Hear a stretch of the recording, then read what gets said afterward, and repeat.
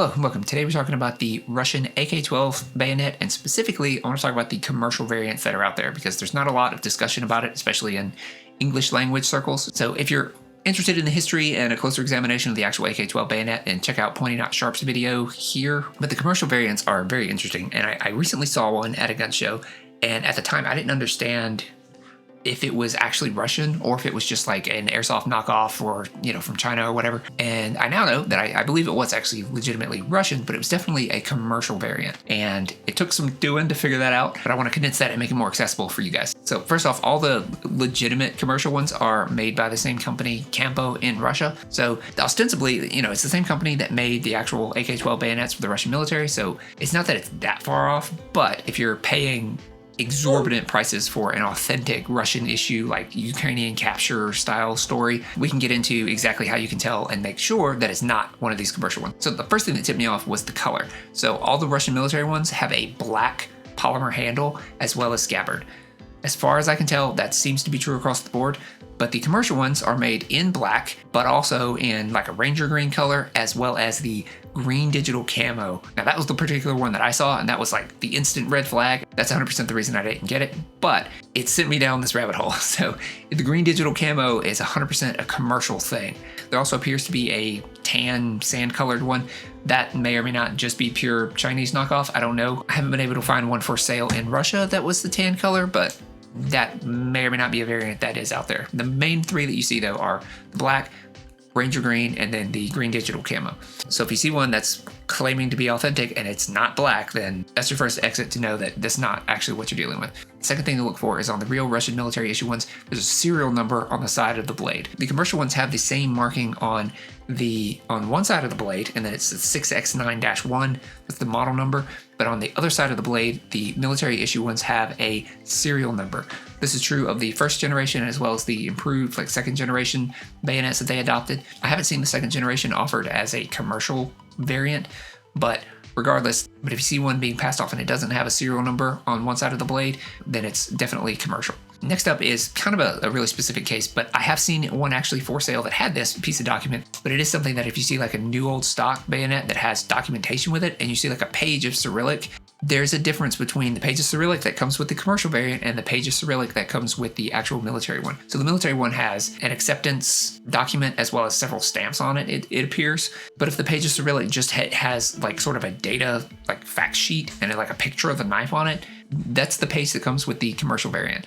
So yeah, it looks official and it looks like it could be some sort of military documentation, but that's specific to the commercial variant. If you're buying one that's used and beat up that doesn't have that documentation, then that data point does you no good. But if they are bragging about documentation, then look for the specific documentation and ideally use any of the mini apps to translate it and verify that it's an actual acceptance document and not just a data fact sheet that happens to be in Russian, because those two are not the same. The last thing I want to talk about is the scabbard itself. Now there's two different designs of scabbards that I've seen, and one of them is very consistent with all of the commercial variants that are out there right now as of today, and it is actually what I'm going to call the reinforced version. It's a clamshell polymer plastic scabbard, and it has additional screws halfway down the body as well as at the top of the mouth of the scabbard. That particular design seems to be present on all of the commercial variants that I can find for sale. However, it seems much more common for the military ones to have a more streamlined scabbard that does not have those reinforcing screws on the body of the scabbard.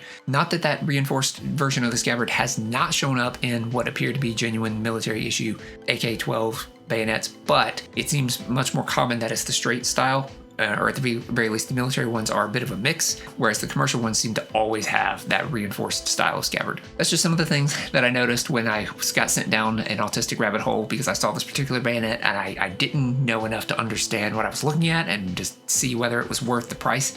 Was it? I mean, it's a scarcity thing, so the price is what someone's willing to pay for it. The guy was asking $150, but it was the green digital camo and I wouldn't have been happy with it. If it had been in the black handle, I would have bought it, even knowing that it was probably a commercial version and then being able to confirm it.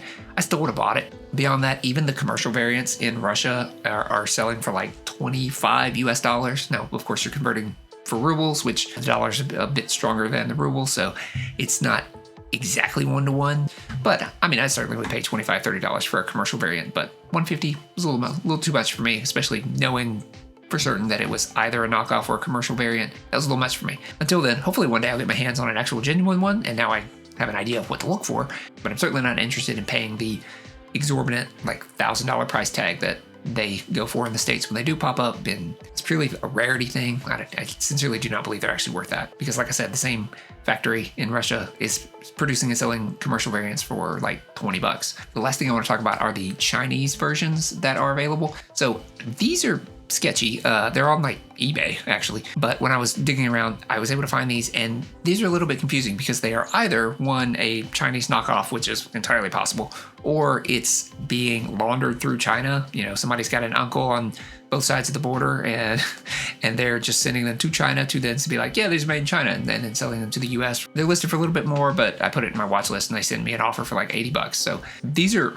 if they are genuine Russian, they're definitely commercial variants. And the main thing that confuses me about them is they appear to have like a Z etched into them. So I don't know if that was a modification done in China or if it's just one of the things the Chinese did when they knocked it off. But clearly that's to appeal to current geopolitics of the situation. But those I'm significantly uninterested in. That's the only place I could actually find the sand colored, the tan sand colored one. So that may or may not just be a pure Chinese knockoff thing, or it's a version that somehow ended up there. So I'm a bit unsure about that. But those are out there right now. There's not a lot of clarity on that. I don't trust things coming out of China like that, so you'll have to do with that as you will.